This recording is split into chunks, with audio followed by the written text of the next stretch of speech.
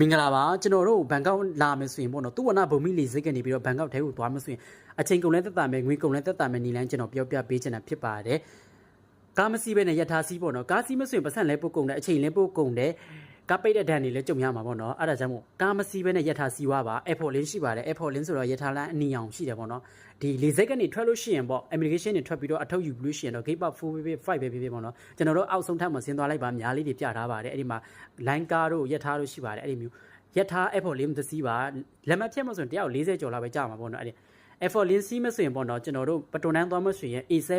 Ratchapallo Station မှာဆင်းရမှာပါ Ratchapallo ဆင်းမလို့ရှိရင်တော့အဲ့ဒီမှာ Canary တို့ Kavanagh တို့မြန်မာစားသောက်ဆိုင်တော်များရှိပါတယ်ဒါဟို Night Market ဒီ Platina Night Market တွေလည်းအနည်းဆက်ဆုံးပေါ့နော်လမ်းလျှောက်သွားလို့ရှိရင်ရောက်တယ်ဆိုင်ကစီးလို့ရှိရင်လည်းရတယ်နိုင်ငံခြားသားတွေဆိုလည်းအဲ့လိုပဲစီးကြတာပေါ့နော်များတယ်ဟိုအချိန်လည်းမြင့်ကုတ်မြန်တာပေါ့နော်တကယ်လို့ MRT ပြန်စီးမဲ့တခြားနေရာသွားမဆိုရင်တော့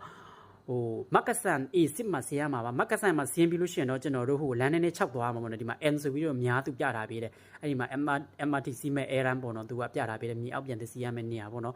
ဟိုအဲ့ဒီများတိုင်းကိုသွားပြီးလို့ရှိရင်တော့လမ်းနဲ့တော့6ရမှာပေါ့နော်တရားပေါ်နဲ့6ပြီးလို့ရှိရင်တော့မြေအောက်မှာပြန်ဆင်းရမယ်ကျွန်တော်ဗီဒီယိုတွေကိုကြည့်လိုက်ပါဗီဒီယိုထဲမှာကျွန်တော်ရိုက်ပြထားပါတယ်အဲ့ဒီမှာကြည့်ပြီးလို့ရှိရင်တော့ကျွန်တော်တို့ဖြစ်ပူလီ station MRT station ရောက်မှာပါ station ရောက်ပြီးလို့ရှိရင်ကိုသွားကျင်တဲ့နေရာကိုအဲ့ဒီမှာစီးလို့ရပါပြီဗျဟို MRT ဟို BTS ပြန်စီးမဆိုရင်လည်းအဲ့ဒီ MRT နဲ့ဆင်းပြီးတော့ပြန်ပြောင်းစီးလို့ရတယ်လို့တခြားနေရာသွားမဆိုရင်လည်းကိုသွားချင်တဲ့နေရာကိုသွားလို့ရပါတယ်ဗျဟိုပတ်စံလည်းကုန်သက်တာတယ်အချိန်လည်းကုန်သက်တာပါတယ်ဟို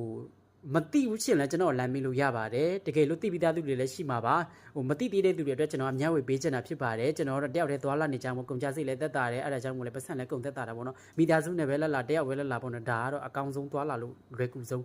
နီလန်လေးပါရက်ထားစီးပါလို့